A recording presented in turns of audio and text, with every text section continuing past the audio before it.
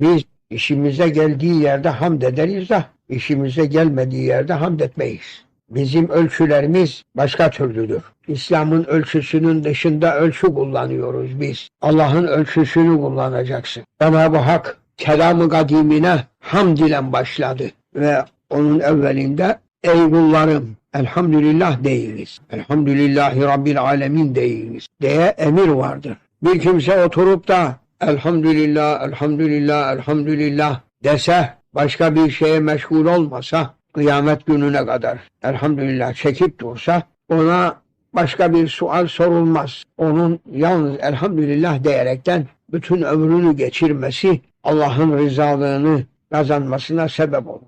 Başka bir şeyden sorulmaz. Neden? Bu en birinci emirdir. Bu emrin üzerinde ömrünü tüketen adam diyebilir. Bu ömrü bitirip de ikinci emre başlayamadım. Bu emre meşgul oldum. O emir de senin ya Rabbi.